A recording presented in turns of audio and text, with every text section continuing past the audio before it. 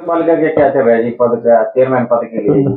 कहाँ राजेंद्र जी, दिल्ली की राजनीति इतनी बड़ी खुशी का दिन है। चलो ये भी खुशी का ही दिन है, नीलोखड़ी की ट्रिपल इंजन की सरकार बनने वाली है और इसमें भारतीय जनता पार्टी की प्रदेश और देश में सरकारें हैं और यहाँ से विधायक जो भारतीय जनता पार्टी के हमारे भगवान दास कबीरपंथी जी भी भारी मतों से जीते हैं और निश्चित रूप से इस क्षेत्र के विकास में उनकी अहम भूमिका है और ये चुनाव भी उन्हीं के नेतृत्व में ये लड़ा जाना है।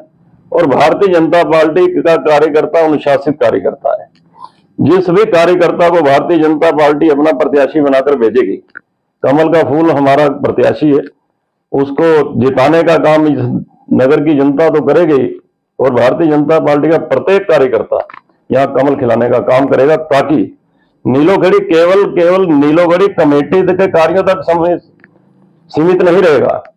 क्योंकि देश में हमारे माननीय मनोहर लाल जी जो यहाँ से सांसद है, केंद्रीय मंत्री हैं, नायब सिंह जी सैनी जो हमारे मुख्यमंत्री हैं, इस क्षेत्र की जो मुख्य समस्या रोजगार की, और रोजगार कमेटी और नगर पालिका का काम नहीं है, उसमें जो हमारी प्रेस की भारत सरकार मुद्रणालय की जमीन जो खाली पड़ी है, इस पर प्रोजेक्ट लाने का जो कार्यकर्ता सक्षम हो और दिल्ली और तालमेल बनाकर चंडीगढ़ का और विधायक के नेतृत्व में जो इस काम को करवाने में सक्षम हो, मैं समझता हूं उस व्यक्ति को भारतीय जनता पार्टी यहां से उतारेगी। कोई भी कार्यकर्ता होगा वो निश्चित ही भारी मतों से विजयी होगा।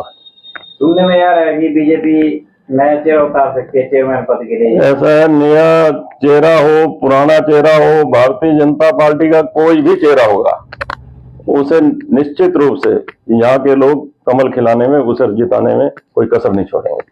कब तक हो सकती है जो उम्मीदवार की घोषणा? ये तो भारतीय जनता पार्टी का एक प्रोसेस, एक प्रक्रिया है।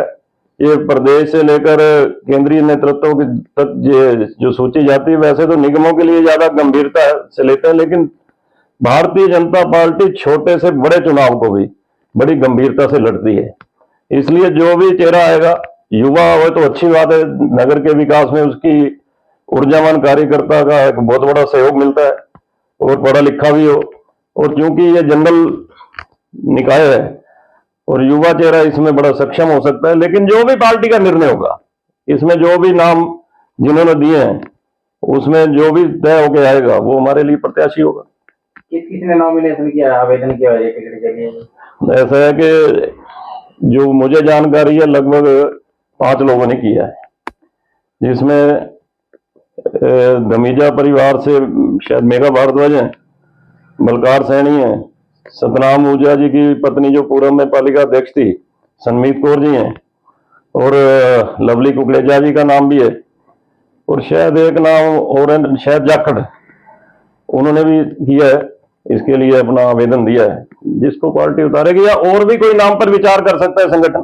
पिछले 2 दिन से सतनाम ऊर्जा जी की मिसेज का नाम चल रहा था जी, सनमीत कौर ऊर्जा का, लेकिन देर रात फिर दोबारा चेंज हो गया है। ऐसा ये तो मीडिया चलाता है, लेकिन भारतीय जनता पार्टी का अधिकृत प्रत्याशी वही होगा जिसकी घोषणा पार्टी करेगी। अभी तक किसी का नाम ना तो घोषित हुआ है और प्रदेश में अभी तय होने हैं नाम, और वो भी हो सकते हैं हमारे प्रत्याशी, इसमें कोई बड़ी बात नहीं, उनका भी स्वागत है। कोई भी आएगा तो कम से कम मैंने नहीं आवेदन किया। आपने क्यों नहीं आवेदन किया जी कपूर साहब? कारण क्या? यहाँ वरिष्ठ नेता हो, बीजेपी नेताओं की भी इच्छा है, मुख्यमंत्री जी की भी इच्छा है अभी कपूर साहब चुनाव लड़े चेयरमैन पद का। नहीं ना, इच्छा तो चलो आपका धन्यवाद। जिलाध्यक्ष भी कह चुके हैं आपके बारे में। नहीं, मैं इस बारे में कोई टिप्पणी नहीं करता, लेकिन भारतीय जनता पार्टी संगठन, इसमें राजेश शर्मा भी मेरे जिला सचिव रह चुके हैं, 40 साल से भारतीय जनता पार्टी के कार्यकर्ता है। भारतीय जनता पार्टी किसी पर भी विचार कर सकती है, और अभी अभी आपने ही कहा है कि युवा कोई कार्यकर्ता आ सकता है, तो उसमें किसी का भी नाम आ सकता है। जो 2 दिन से चर्चा है वो भी हो सकता है, और अभी तक अधिकृत रूप से कोई घोषणा नहीं। इसमें अहम भूमिका जो टिकट में रहने वाली है प्रत्याशी के चयन में, वो हमारे विधायक भगवान दास कबीरपंथी जी की रहेगी, और कोर कमेटी है भारतीय जनता पार्टी की संगठन है, इसमें सारे निर्णय जो होते हैं सामूहिक रूप से और सर्वसम्मति से होते हैं। अगर आपका नाम आता है तो आप लड़ोगे चुनाव जी? जिम्मेवारी देती है पार्टी? ऐसा है कि मेरा आवेदन नहीं है, लेकिन भारतीय जनता पार्टी का मैंने आपको कहा है, जिसको भी कह देगी वो उसके लिए बिल्कुल तत्पर रहेगा। भारतीय जनता पार्टी का आदेश हमारे लिए अध्यादेश है, और हमारे लिए लगभग भारतीय जनता पार्टी का प्रत्याशी किसी का भी होना हमारे लिए कमल का फूल खिलाना है।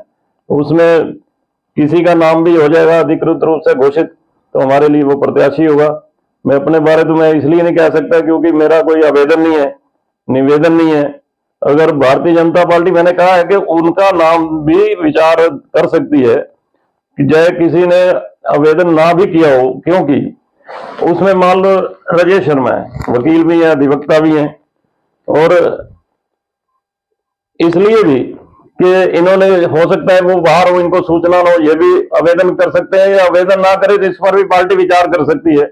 लेकिन मेरी ओर से किसी प्रकार से दावेदारी नहीं है। आपकी क्या राय है एडवोकेट साहब? नगर पालिका का स्थानीय निकाय चुनाव जो भी नगर में होने हैं, भारतीय जनता पार्टी की जो परिणति है, जो रीति नीति है, उसमें यह है कि हम कार्यकर्ता आपस में एक दूसरे के प्रतिस्पर्धक नहीं होते। ये एक परिवार है और कैडर बेस्ड पार्टी है। एक संगठनात्मक रवैया इस पार्टी का है। जहां पर भी पार्टी मोहर लगा देगी केवल मात्र वही हमारा नेता होगा, बाकी सभी कार्यकर्ता और सगे भाइयों की तरह उसके साथ लगकर चुनाव को लड़ेंगे। भारतीय जनता पार्टी की दिल्ली में जिस प्रकार से प्रचंड जीत हुई है, लोग इसको विपरीत परिस्थितियां मान रहे थे, लेकिन जो धरा पर लोग थे जिन्होंने जमीन पर काम किया है, 240 एमपीओ ने, सांसदों ने एक एक जगह पर बैठकर लोगों को समझाने का प्रयास किया कि झूठ के ऊपर किस प्रकार से एक व्यक्ति ने बैठकर दिल्ली में पब्लिक को वर्गलाकर झूठ बोलकर किस प्रकार से राज अपने हाथों में हथियाया। एक अन्ना हजारे जैसे एक स्वच्छ छवि के व्यक्ति के आंदोलन से निकलकर एक झूठा आदमी निकला, लोग उनकी बातों में आ गए, कोई बात नहीं, लेकिन भारतीय जनता पार्टी का कार्यकर्ताओं को समझाने में सफल रहा और किस प्रकार से प्रचंड जीत हुई है। अब भारतीय जनता पार्टी के कार्यकर्ता जीतना जान चुका है, मेहनत पे पसीना बहाना जान चुका है, किस प्रकार से पब्लिक के घरों में जाना है, किस प्रकार से मोदी जी की रीति नीति, मोदी जी की नीतियों को, सरकारों की नीतियों को जिस प्रकार से लोग लाभान्वित हो रहे हैं। आप शर्मा जी जानते हो, आपके पूजन गांव से कितने बच्चे बिना पर्ची बिना खर्ची के नौकरी लगे हैं। ये एक सफल राज की और सफल सरकार का एक प्रमाणिकता है, एक सर्टिफिकेट है। जो बच्चा पढ़ना जानता है, जो बच्चा पढ़ रहा है, प्रयास से और इस विश्वास से पढ़ रहा है कि मैं पढ़ूंगा, अगर मैं उतने नंबर लेकर आ गया तो मेरी नौकरी लगेगी, मेरे बाप को जमीन नहीं बेचनी पड़ेगी, मैं पैसों का थैला लेकर नहीं आगे बढ़ूंगा, मैं मजबूरी में किसी से पैसे नहीं मांगूंगा, मेरी नौकरी के में मेरा बाप अपने कंधों पर खर्च का बोझ नहीं लेगा। यही विश्वास था आदरणीय मनोहर जी की सरकार में, जो तीसरी बार हरियाणा में सरकार आई है। इन्हीं नीतियों को लेकर भारतीय जनता पार्टी का यहाँ पर परचम लहराएगा। निश्चित यहाँ पर अध्यक्ष पद के लिए भारतीय जनता पार्टी का कार्यकर्ता ही जीत कर आएगा और नगर में एक विकास का सूर्य उदय होगा, जिस प्रकार से दिल्ली में हुआ है। कपूर साहब, आपको अगर जिम्मेवारी देती है, टिकट देती है, तो आप तैयार हो उसके लिए जी? हाईकमान आपको सेवा करने का मौका देता है नीलोखड़ी की जी?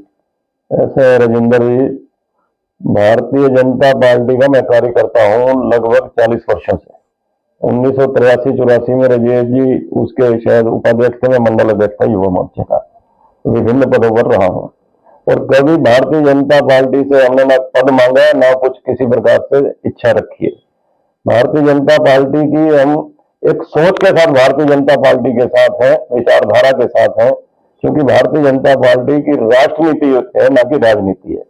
लेकिन भारतीय जनता पार्टी किसी भी कार्यकर्ता को चुनाव मैदान में उतारेगी, उसमें आप बार बार पूछ रहे हैं, कोई भी हो सकता है, तो हम उसके साथ है। कमल जिसके हाथ में होगा वो हमारा प्रत्याशी होगा। बात आपकी है कपूर साहब। बात यह है कि मैं इसके बारे में, क्योंकि भारतीय जनता पार्टी का कार्यकर्ता होने के नाते जो भारतीय जनता पार्टी का आदेश और निर्देश होगा वो हमारे लिए सर्वमान्य होगा।